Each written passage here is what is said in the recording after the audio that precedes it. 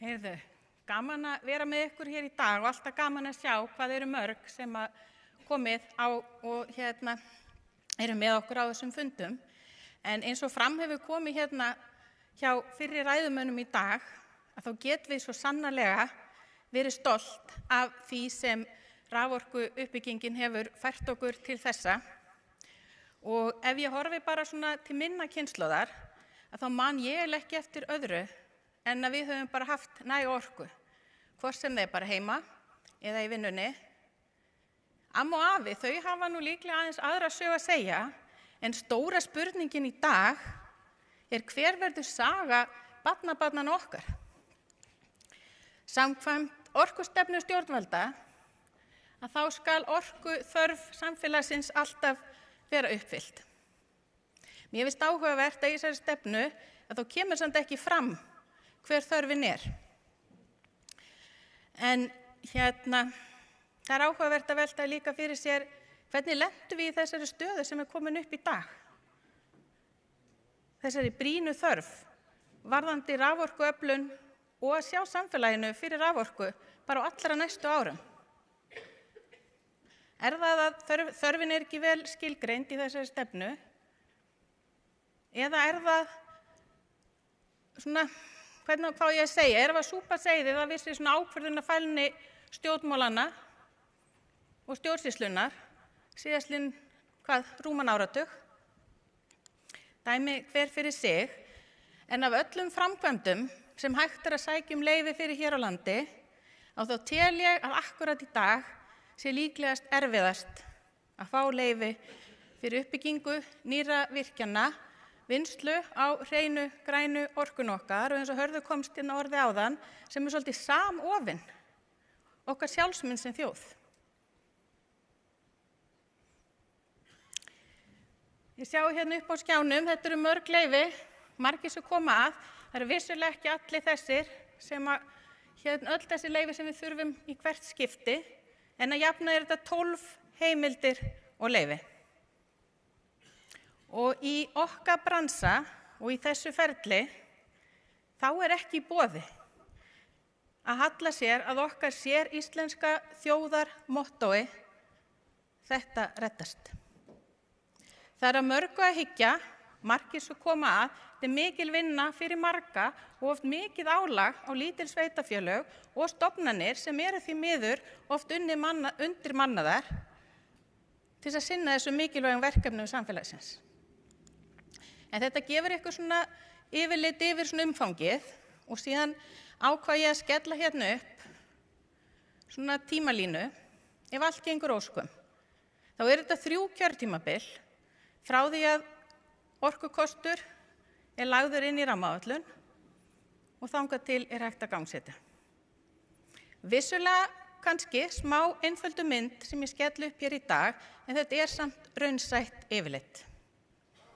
Og ég bið ykkur núna að veita sérstaka athygli miðju svæðinu á tímalínunni, umsóknarferli leyfisveitinga frá því að Alþingi setur kost í orkunýtingarflokk og þangað til framkvæmdir geta hafist, þá er þetta sirka 5 ár.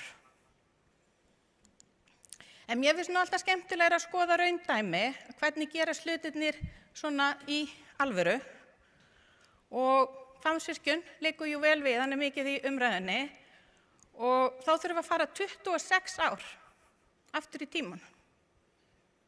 26 ár, þetta er sirka svo tími sem tekur okkur að ala upp nýja kynslóð. Og ef þið aðeins svona farið tilbaka í ykkar lífi, hvar voru þið árið 1999? Ég var 25 ára, flutta heiman frá mömmu og pappa og eignaðist mitt fyrsta barn. Og gaman að deila því með ykkur að í fyrra var hún Sofía mín 25 ára og flutta heiman. En Hvammsvirkjun hefur sem sagt verið til umfjöllunar í rammaáætlun frá upphafi. Allar verkefnisstjórnir, allir faghópar hafa komist að sömu niðurstöðu. Þetta er bara ákjósanlegur kostur. Hann er hagkvæmur, hann flokkast með lágt verndargildi, enda miklu leyti á röskuðu svæði í margvirkjuðu vatnsfalli og mun skila stöðugri orku til samfélagsins árabil. En hvað að frétta? Það eru komin 10 ár, ekki 5, síðan Alþingi setti Hvammsvirkjun í orkunýtingarflokk, eins og hafði alltaf verið ráðlagt.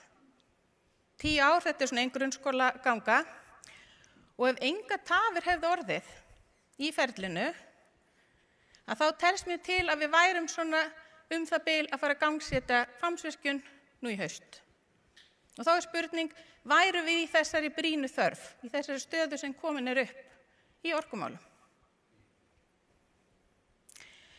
Það er eitt líka sem er mér smá ofarlega í huga núna þegar ég er að fara yfir þetta og hugsa tilbaka að þegar rammaáætlun var sett á laggirnar, að þá var talað að hún ætti að stuðla að aukinni sátt.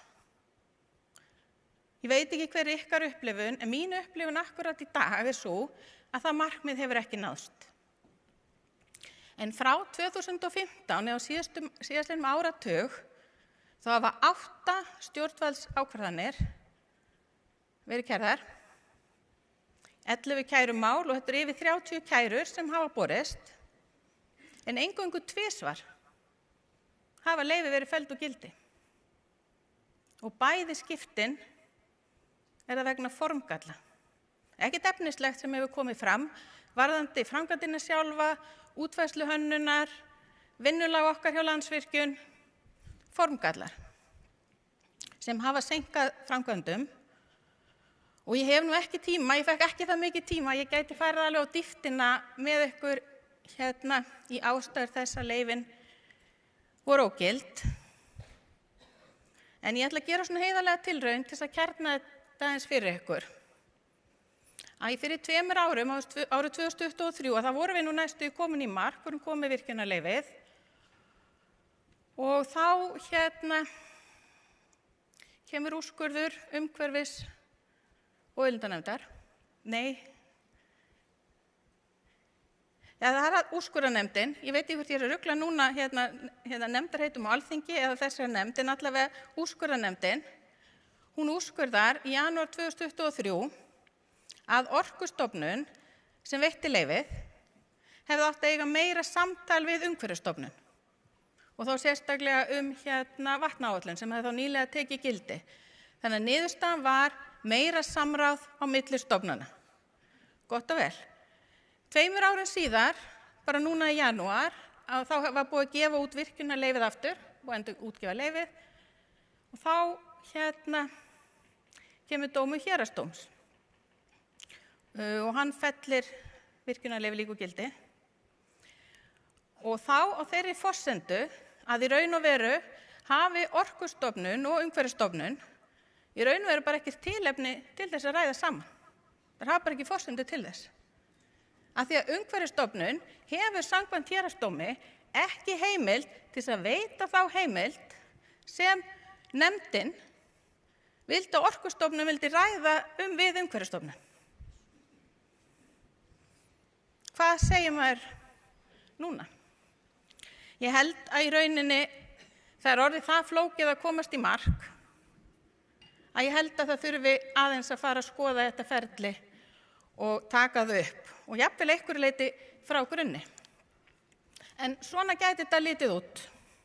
Samþætt umsóknarferli eins og þekkist víða gæti tekið 2 ár í staðinn fyrir þessi 5 og ég tel að þetta sé vel framkvæmanlegt án þess, og þetta er mjög mikilvægt, án þess að slaka á nokkrum umhverfiskröfum eða draga úr aðgengi almennings að ferlinu.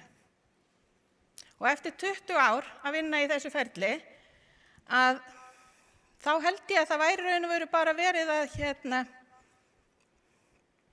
einfalda aðgengi almennings, að því að þarna væri verið að taka á öllu stóru málunum á sama tíma, á sama stað. Ein samræmd leyfisveiting, ein kæruheimild sem myndi þjóna sama tilgangi og það flókna ferli sem við búum við í dag. Smá veganesti fyrir ráðherra inn í komandi vinnu, af því að það er virkilega hvetjandi að lesa stefnuyfirlýsingu nýrrar ríkisstjórnar þar sem kemur einmitt fram að þeir eigi að vinna áfram að endurskoðun leyfisveitingaferilsins.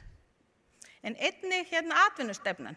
Mér finnst þar líka vera tækifæri fyrir okkur, að því að eins og við komum fram, að þá finnst okkur að það vanti skýra sýn varðandi orkuþörfina. Hver er orkuþörfin til næstu áratuga? Tækifæri til að koma því inn í stefnuna, og ég segi þetta að ég held að það hjálpi umræðunni, náum betri fókus ef við vitum hve mikið þegar við erum að ræða hvar og fyrir hvern. En eins og við höfum komið inn á að þá í orkumálum að þá erum við að taka ákvarðanir í dag sem raungerast eftir áratug eða síðar. Við erum í raun að taka ákvarðanir fyrir börnin sem að koma í heiminn núna. Verður orkuþörf þeirra uppfyllt þegar þau flytja heiman? Eða verðum við ennþá í sömu sögu og aldamótabörnin og Hvammsvirkjun? Það verður spennandi að fylgjast með því í ellinni. En stjórnmálamenn dagsins í dag þurfa að hafa kjark til að taka farsælar ákvarðanir til langs tíma í þessu málaflokki. Og stofnanirnar þurfa að hafa burði til að vinna síðan að þessum ákvörðunum. En eins og kemur fram á skjánum fyrir ofan mig, lífsgæði barnanna og barnabarnanna okkar ráðast af ákvörðunum sem eru teknar núna í dag. Og ef við höldum áfram á sömu braut, þá ég allavega ekkert viss að þetta reddist. Takk.